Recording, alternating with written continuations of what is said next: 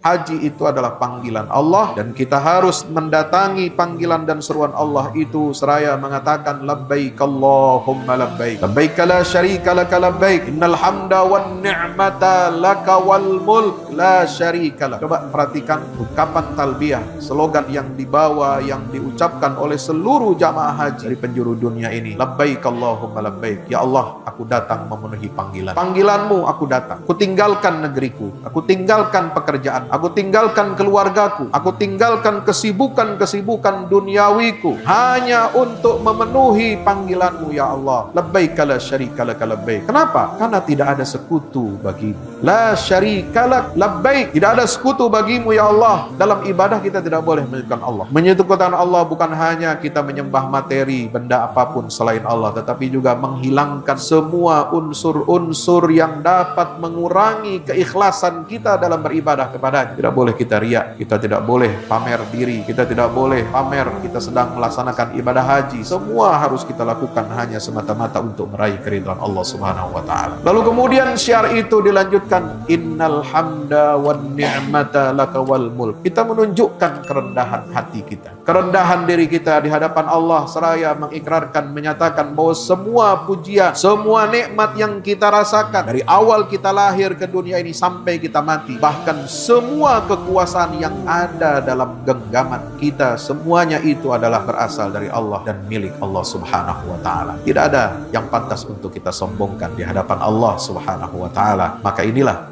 nilai puncak kesempurnaan ibadah haji, untuk meneguhkan tauhid kita kepada Allah, untuk meneguhkan keikhlasan kita dalam beribadah kepada Allah Subhanahu wa taala. Maka kita bersyukur kepada Allah Subhanahu wa taala, kita mendapatkan syariat ibadah yang agung ini untuk senantiasa memperbaiki kualitas hidup kita dari dunia sampai akhirat.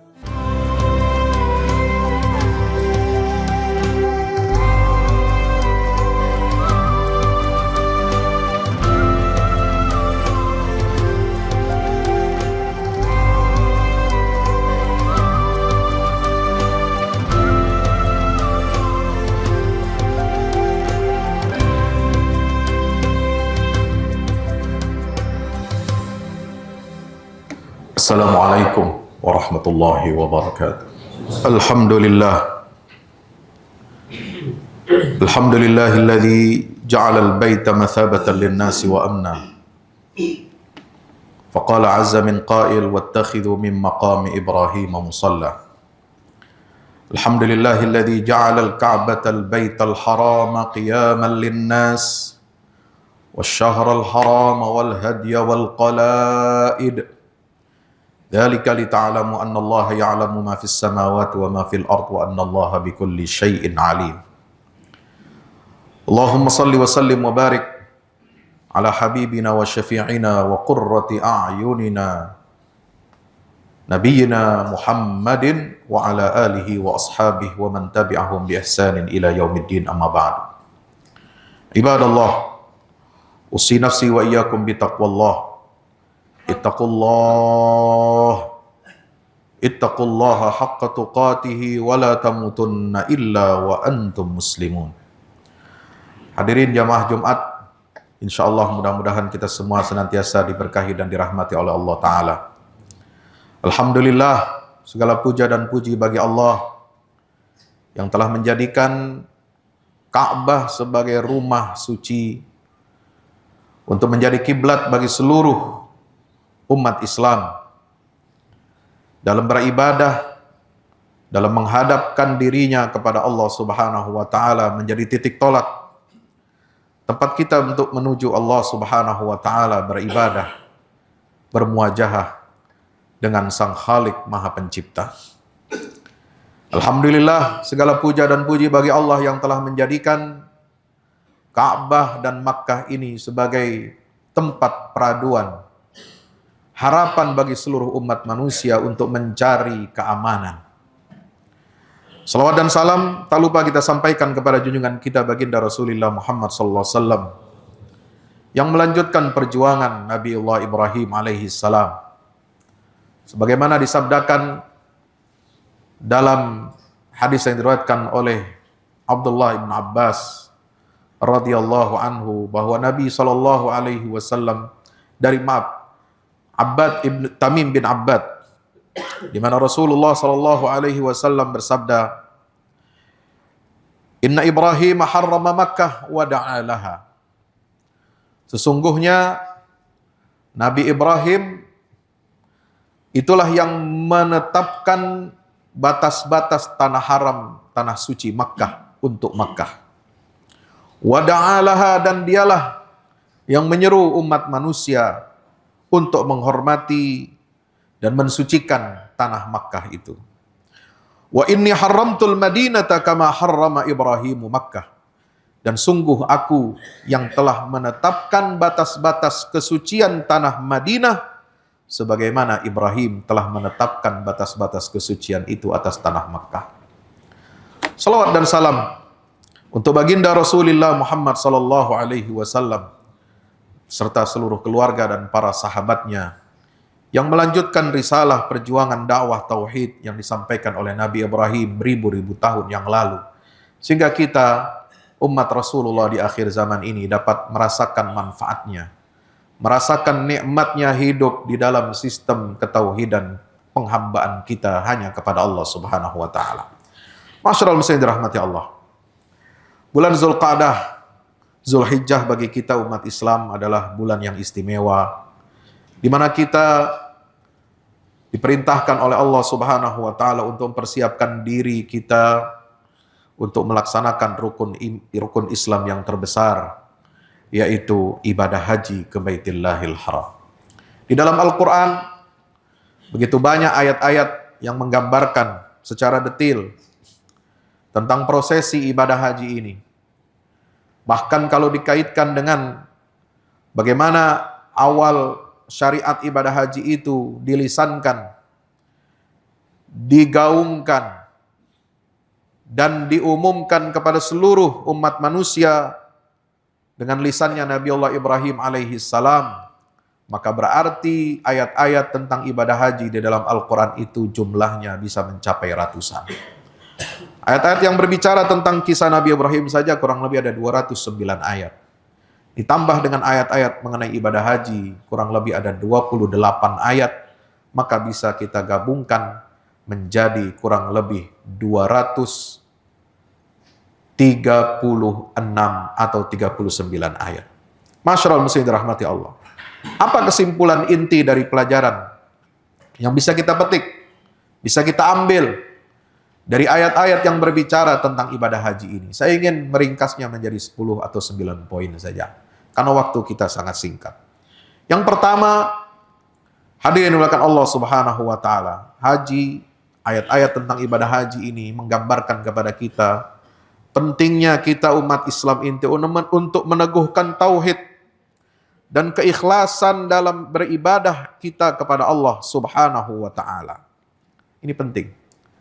Karena inti atom ibadah haji itu adalah ajaran ketauhidan, di mana Allah Subhanahu wa taala berfirman, "Wa atimmul hajja wal umrata lillah." Sempurnakanlah ibadah haji dan umrah hanya karena Allah. Bukan karena untuk mencari pujian manusia, bukan karena untuk mencari prestis, titel, haji, bukan untuk menaikkan status sosial kita, tidak. Haji itu adalah panggilan Allah, dan kita harus mendatangi panggilan dan seruan Allah itu seraya mengatakan labbaik Allahumma labbaik. Labbaik la syarika laka labbaik. Innal hamda wan ni'mata laka wal mulk la syarika lak. Coba perhatikan ungkapan talbiyah, slogan yang dibawa, yang diucapkan oleh seluruh jamaah haji dari penjuru dunia ini. Labbaik Allahumma labbaik. Ya Allah, aku datang memenuhi panggilan-Mu. Panggilan-Mu aku datang. Aku tinggalkan negeriku, aku tinggalkan pekerjaanku, aku tinggalkan keluargaku, aku tinggalkan kesibukan-kesibukan duniawiku hanya untuk memenuhi panggilan-Mu ya Allah. Labbaik la syarika laka labbaik. Kenapa? Karena tidak ada sekutu bagimu. La syarika lak labbaik. Tidak ada sekutu bagimu ya Allah. Dalam ibadah kita tidak boleh menyekutukan Allah. Menyekutukan Allah bukan hanya kita menyembah materi, benda apapun selain Allah, tetapi juga menghilangkan semua unsur-unsur yang dapat mengurangi keikhlasan kita dalam beribadah kepadanya. Tidak boleh kita riak, kita tidak boleh pamer diri, kita tidak boleh pamer kita sedang melaksanakan ibadah haji. Semua harus kita lakukan hanya semata-mata untuk meraih keridhaan Allah Subhanahu wa taala. Lalu kemudian syiar itu dilanjutkan, innal hamda wan ni'mata laka wal mulk. Kita menunjukkan kerendahan hati kita, kerendahan diri kita di hadapan Allah, seraya mengikrarkan, menyatakan bahwa semua pujian, semua nikmat yang kita rasakan dari awal kita lahir ke dunia ini sampai kita mati, bahkan semua kekuasaan yang ada dalam genggaman kita, semuanya itu adalah berasal dari Allah dan milik Allah Subhanahu wa taala. Tidak ada yang pantas untuk kita sombongkan di hadapan Allah Subhanahu wa taala. Maka inilah nilai puncak kesempurnaan ibadah haji, untuk meneguhkan tauhid kita kepada Allah, untuk meneguhkan keikhlasan kita dalam beribadah kepada Allah Subhanahu wa taala. Demikian pula surah Al-Baqarah, surah Al-Hajj ayat 26, Allah taala menyatakan, wa idh bawwa'na li Ibrahim makanal bait alla tusyrik bi syai'a wa tahhir baitiya lit-ta'ifina wal qa'imina war ruk'is sujud. Ya. Saudara yang dirahmati Allah Subhanahu wa taala, Allah berfirman, ingatlah ketika kami menempatkan kamu wahai Ibrahim. Menempatkan Ibrahim di mana? Di Baitullah bersama dengan anggota keluarganya. Sebagaimana bisa kita rujuk dalam surah Ibrahim ayat 37 itu. Apa perintah perintah Allah kepada Ibrahim alaihissalam? Setelah Allah tunjukkan Ibrahim untuk meninggalkan keluarganya dan membangun Baitul Haram di lembah Bakkah. Allah tusyrik bi syai'a. Jangan sekali-kali engkau mempersekutukan aku dengan apapun. Inilah agama tauhid yang benar. Agama tauhid yang bersumber dari ajaran Nabi Ibrahim alaihissalam, bukanlah ajaran tauhid yang mengajarkan atau mencampur adukan dengan kebendaan, dengan materialisme, sebagaimana yang diselewengkan oleh penerus dan pelanjut risalah para nabi Bani Israel, pengikutnya Nabi Musa dan Nabi Isa alaihi wassalam, yang menyelewengkan agama tauhid ini menjadi materialisme dalam bentuk Trinitas, atau mereka orang-orang Yahudi yang menggambarkan Tuhan itu perlu bertempat tinggal. Konsep Tuhan dalam agama Yahudi itu membutuhkan tempat tinggal. Maka mereka ngotot ingin membangun kembali Haikal Sulaiman, rumah Tuhan yang paling suci katanya, yang disebut dengan Bait Hamiqdash atau Baitul Maqdis. Mereka tidak pernah tenang, mereka merasa kurang, merasa ibadahnya tertolak. Selama tidak ada rumah tempat tinggal Tuhan itu harus dibangun ulang, karena sudah dihancurkan 2 kali oleh Kaisar Nebukadnezar dari Babilonia dan oleh Kaisar Titus dari Roma. Saudara yang dirahmati Allah Subhanahu, inilah menunjukkan bahwa ajaran Islam ini ajaran tauhid yang murni. Tidak ada kebendaan, tidak ada faham, tidak ada tempat bagi faham yang menyatakan Tuhan itu membutuhkan benda dan membutuhkan tempat sebagaimana yang ada dalam ajaran-ajaran yang menyimpang. Lalu kemudian Allah Ta'ala menyatakan, engkau harus sucikanlah rumahku itu bagi orang-orang yang hendak bertawaf, bagi orang-orang yang mukim di sekitarnya dan orang-orang yang ruku dan sujud. Maka Ka'bah itu bersih dari segala macam kemusyrikan, bersih dari segala macam paham kebendaan, bersih dari segala macam patung dan berhala. Untuk apa? Untuk kita memurnikan tauhid kita hanya kepada Allah Azza wa Jalla. Yang kedua, kalau kita lihat ayat-ayat tentang ibadah haji ini mengajarkan apa, saudara yang dirahmati Allah? Yaitu pembersihan jiwa dari akhlak yang tercela. Bagaimana digambarkan dalam surah Al-Baqarah ayat 197. Faman faradha fihinnal hajja fala rafatha wala fusuqa wala jidala fil hajj. Siapa yang mengerjakan ibadah haji di dalam bulan-bulan tersebut, bulan-bulan hurum, yaitu Syawal, Zulqa'dah, dan Zulhijjah. Fala rafath, maka janganlah berbuat rafath, berbuat atau mengucapkan kata-kata atau mengeluarkan tindakan perilaku yang tercela, yang kotor. Wala fusuq, tidak boleh berbuat maksiat. Wala jidal, tidak boleh bertengkar dalam ketika kita melaksanakan ibadah haji. 3 hal ini dilarang oleh Allah Subhanahu wa taala ketika kita melaksanakan ibadah haji. Maka itu menunjukkan apa? Pentingnya bagi kita untuk senantiasa membersihkan jiwa kita dari akhlak yang tercela. Yang ketiga, ibadah haji mengingatkan kita sebagaimana Allah Subhanahu wa taala tekankan dalam Al-Qur'anul Karim, agar kita mementingkan persiapan pulang ke negeri akhirat, mencari bekal yang baik. Dan sebaik-baik bekal, kata Allah, untuk pulang ke negeri akhirat itu adalah dengan bekal takwa kepada Allah. Maka di lanjutan ayat yang tadi, faman farada fihinnal hajja fala rafatha wala fusuqa wala jidala fil hajj wa ma taf'alu min khairi ya'lamhu Allah wa tazawwadu. Di penghujung ayat 197 Al-Baqarah itu Allah berpesan, maka hendaklah kalian persiapkan bekal untuk melaksanakan ibadah haji itu. Fa inna khairaz zadi taqwa, karena sebaik-baik bekal untuk kalian pulang menghadap Allah, sebaik-baik bekal untuk kalian melaksanakan ibadah haji itu adalah ketakwaan kepada Allah Subhanahu wa taala. Kenapa? Ibadah haji diungkapkan secara tidak langsung dalam ayat ini sebagai tempat kita pulang, untuk kita membawa bekal, karena haji memang miniatur kita nanti, sebagaimana nanti di padang mahsyar kita dibangkitkan oleh Allah dari alam kubur kita semuanya memakai pakaian yang putih.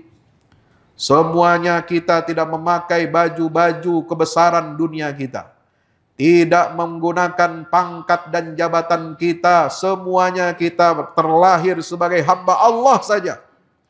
Bahkan dengan istri dan suami, anak-anak, orang tua kita pun kita tidak kenal sama sekali, karena kita menghadap Allah hanya membawa tanggung jawab atas diri kita masing-masing. Saudara yang dirahmati Allah Subhanahu wa taala. Yang keempat, Allah Subhanahu wa taala ingin dengan kita mengerjakan ibadah haji ini agar kita mengagungkan syiar-syiar agama Allah.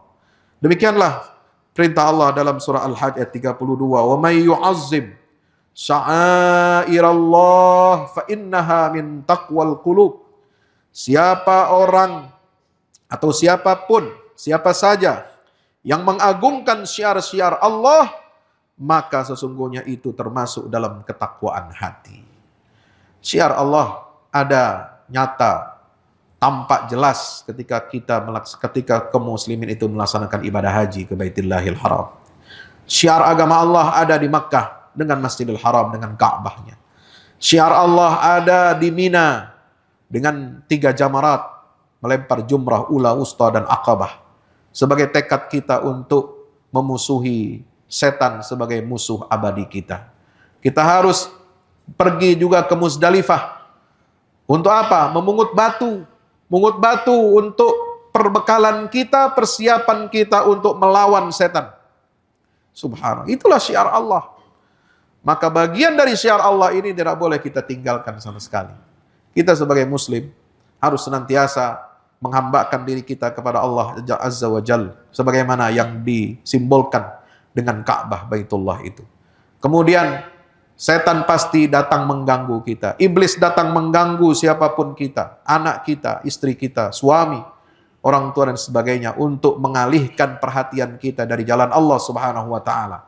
Maka kita harus melakukan persiapan-persiapan untuk melawan godaan iblis itu dengan melempar jumrah di ula, wusta, dan aqabah. Hadirin rahmati Allah Subhanahu wa taala. Syiar Allah juga ada ketika di padang Arafah. Seluruh manusia wukuf. Tsumma afidhu min haitsu afadhan nas wastaghfirullah.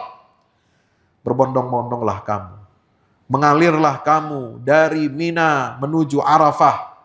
Disitulah kita tampak menjadi seperti hamba-hamba Allah yang baru bangkit dari alam kubur kita, mengenakan pakaian-pakaian yang putih, bersama-sama dengan saudara-saudara kita, hamba Allah yang lainnya, dari berbangsa-bangsa dan suku-suku yang berbeda, melantunkan kalimat tauhid dan talbiyah labbaik Allahumma labbaik.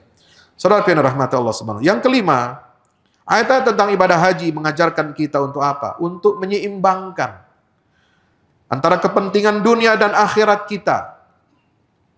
Haji bukan hanya urusan dunia, urusan akhirat. Haji bukan hanya urusan kita beribadah ritual secara vertikal, tetapi juga haji memiliki nilai-nilai makna kebaikan-kebaikan horizontal bagi seluruh umat manusia. Ada kepentingan dunia, maslahat dunia dan akhirat yang harus kita seimbangkan.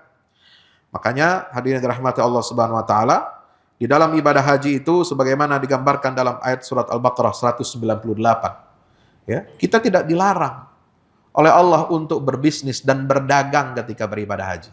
Enggak ada larangan. Laisa alaikum junahun an tabtaghu fadlan min rabbikum. Ini ayat turun untuk meluruskan pandangan sebagian sahabat Rasulullah SAW yang mengharamkan atau menjauhkan diri dari aktivitas perdagangan atau bisnis selama musim ibadah haji diselenggarakan.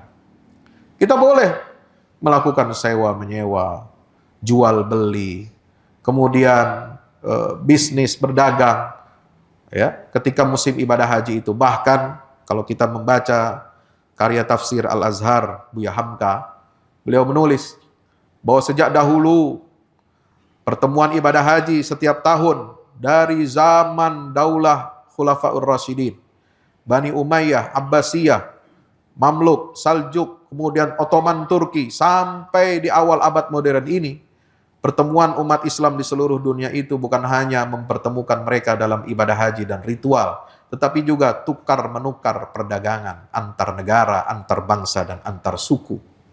Mereka membawa kafilah-kafilah dagang yang besar. Mereka berdagang jauh, beribu-ribu mil dari negerinya. Lalu kemudian membawa komoditas dari negerinya untuk ditukarkan, untuk diambil barang-barang komoditas dari negara-negara lainnya.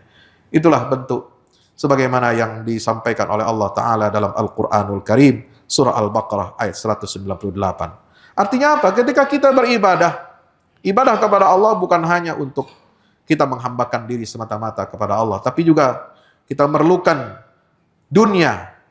Maka di dalam rangkaian ayat ibadah haji itu, ada ayat yang menyatakan, Rabbana atina fid dunya hasanah, wa fil akhirati hasanah, wa qina adzabannar. Ya Allah Tuhan kami, berikanlah kami kebaikan untuk kami baik di dunia maupun di akhirat. Ada keseimbangan antara kehidupan kita di dunia dan di akhirat. Tidak boleh kita menafikan salah satunya. Yang berikutnya, yang keenam, hadirin rahmati Allah Subhanahu wa taala.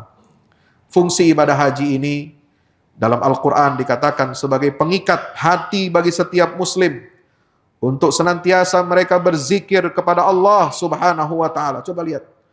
Ayat-ayat yang merintahkan ibadah haji selalu dikaitkan dengan apa? Wa yadhkurusmallah. Mengingat nama Allah Subhanahu wa taala. Lihat surat Al-Baqarah ayat 198 sampai 200. Tsumma afidhu min haitsu afadhan nas. Tsumma afidhu min haitsu afadhan nas wadhkurullaha fi ayyamin ma'lumatin ala ma razaqakum min bahimatil an'am. Di situ disebutkan banyak sekali ayat-ayat yang menjelaskan tentang bagaimana pentingnya kita berzikir, mengingat Allah Subhanahu wa taala. Ya, mengingat Allah ini penting. Karena itu inti ibadah adalah zikir kepada Allah, ingat kepada Allah. Ketika tawaf zikir, ketika sa'i berzikir, mentauhidkan Allah. Ketika salat di makam Ibrahim zikir. Ketika di Jumrah Aqabah, Ula, Wusta dan Aqabah juga berzikir. Ketika di wukuf di Arafah juga berzikir. Semua aktivitas itu tidak kosong dari zikir kepada Allah Subhanahu wa taala. Untuk apa? Agar kita membawa nama Allah ini, menzikirkan asma Allah ini dalam seluruh aspek kehidupan kita. Zikir kepada Allah bukan hanya di tempat-tempat masyairil haram, di tempat ibadah haji dilakukan. Zikir kepada Allah bukan hanya ketika kita sholat, bukan hanya ketika kita baca Quran, tapi ingatlah Allah dalam setiap pekerjaan kita. Ingatlah Allah di kantor-kantor kita. Ingat Allah di pasar-pasar kita. Ingat Allah di satuan lembaga-lembaga pendidikan kita. Jangan sampai lembaga pendidikan kita dijauhkan dari ingat kepada Allah. Tidak boleh ada kurikulum pendidikan di negeri yang berdasarkan ketuhanan yang Maha Esa ini, sebagaimana amanat pasal 29 ayat 1, bahwa negara berdasarkan ketuhanan yang Maha Esa. Dan Pancasila, sila yang pertama. Tidak boleh ada kurikulum pendidikan di negeri ini yang menjauhkan kita, anak-anak kita, anak didik kita dari ingat kepada Allah Subhanahu wa Ta'ala. Apalagi kalau sampai mengajarkan ungkapan-ungkapan cabul dalam buku-buku sastra. Nauzubillah min zalik. Saudaraku yang dirahmati Allah Subhanahu wa Ta'ala. Yang berikutnya adalah untuk meneguhkan semangat persaudaraan dan kesetaraan umat manusia. Ya, di dalam surat Al-Baqarah ayat 199 itu dijelaskan, "Tsumma afidhu min haitsu afadhan nas." Ini untuk meruntuhkan kesombongan jahiliyah. Kesombongan kaum musyrikin, elit orang-orang musyrik. Itu ketika dari Mina, dari Muzdalifah, ya, mereka juga melaksanakan ibadah haji setiap tahun ini. Karena warisan dari Nabi Ibrahim dan Ismail alaihissalam. Tetapi sebelum diluruskan oleh Nabi sallallahu alaihi wasallam, mereka elit-elit kaum musyrikin ini nggak mau turun dari Muzdalifah menuju Arafah bersama-sama dengan orang-orang miskin. Dengan orang-orang papa, dengan budak, dengan telat orang-orang laki-laki yang miskin. Mereka tidak mau. Mereka ingin memisahkan diri. Menganggap dirinya lebih tinggi daripada manusia-manusia lainnya. Maka Allah turunkan ayat ini. Tsumma afidhu min haitsu afadhan nas. Apapun jabatan kamu, apapun kuasa kamu, di dunia ini sama di hadapan Allah Subhanahu wa Ta'ala. Tidak ada yang boleh membedakan kalian ketika melaksanakan ibadah haji. Turunlah kamu semua, berbaurlah kamu semua bersama-sama turun dari Muzdalifah ke padang Arafah bersama-sama sebagai simbol kita nanti akan dikumpulkan oleh Allah di padang mahsyar. Dan yang terakhir, saudara yang dirahmati Allah Subhanahu wa Ta'ala, ibadah haji mengajarkan kita untuk teliti dan disiplin waktu. Maka Allah Ta'ala menyatakan tentang ibadah haji ini, Al-Hajju Ashhurun Ma'lumat. Haji itu hanya bisa diselenggarakan pada bulan-bulan tertentu. Pada waktu tertentu, waktunya pun dibatasi, durasinya dibatasi hanya 6 hari. Mulai tanggal 8, Tarwiyah. 9, wukuf di Arafah. 10, itu Al-Hajjul Akbar, prosesi ibadah haji terbesar, yaitu apa? Melempar jumrah dan tawaf ifadah.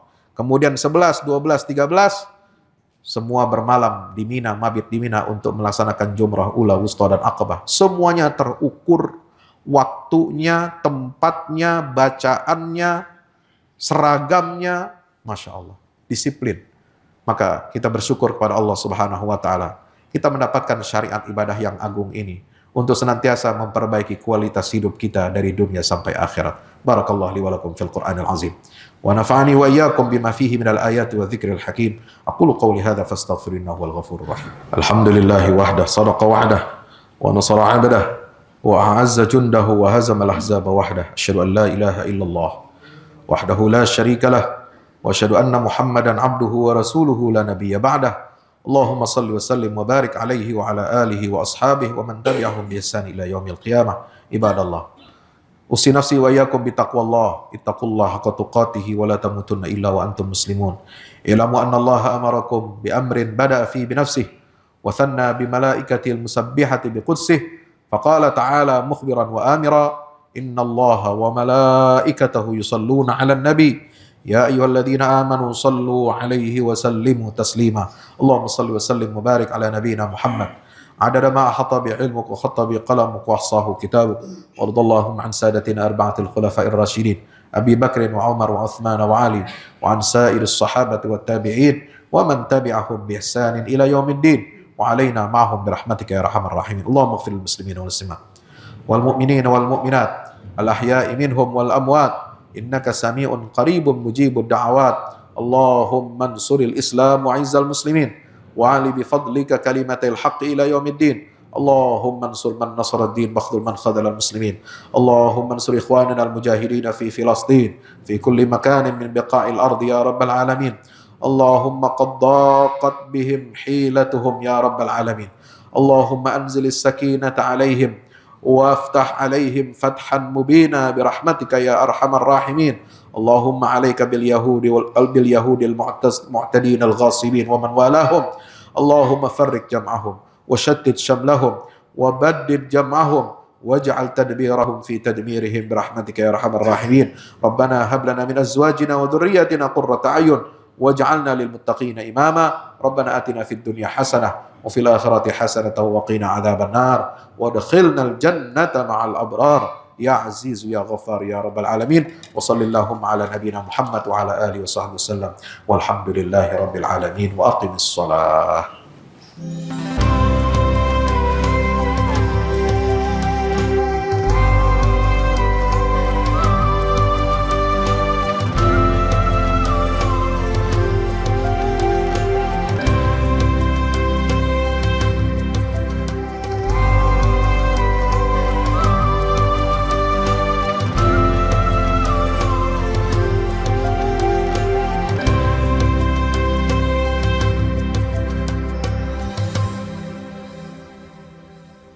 Assalamualaikum warahmatullahi wabarakatuh. Tahniah barakallahu fikum untuk guru kita semua, Kiai Haji Fahmi Salim LCMA.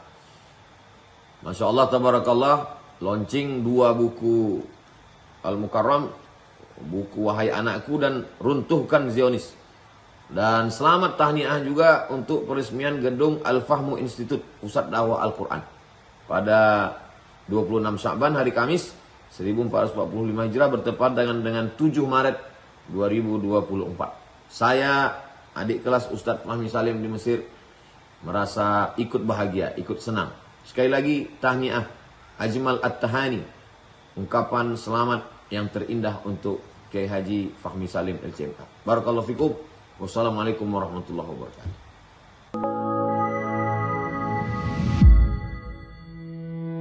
Yang terbaru dari Ustadz Fahmi Salim, 2 buku tentang parenting Qurani dan jihad membela Baitul Maqdis. Buku Wahai Anakku, Benahi Adabmu, Bersihkan Hatimu, buku yang siap membuka cakrawala pikiran dan batin sahabat. Buku Wahai Anakku, Benahi Adabmu, Bersihkan Hatimu disusun dengan mengambil inspirasi dari buah pena Imam Al-Ghazali, Ayyuhal Walad. Buku ini diformat dengan dialog orang tua pada anaknya. Meski begitu, dialog ini bisa dibaca secara umum bagi para calon orang tua untuk anak-anaknya kelak. Bentuk dialog kami dapati banyak dipakai dalam kisah-kisah di Al-Quran ketika menerangkan soal pengasuhan. Misalnya antara Nabi Ibrahim dan Nabi Ismail atau Luqman dan putranya. Hadirnya buku ini semoga menjadi penambah keilmuan kita agar tidak salah dalam membentuk generasi penerus yang menjadi pewaris amal jariah kita. Meninggalkan mereka, anak-anak kita sebagai investasi amal soleh yang akan terus mengalir kepada kita. Dapatkan buku Wahai Anakku, Benahi Adabmu, Bersihkan Hatimu segera.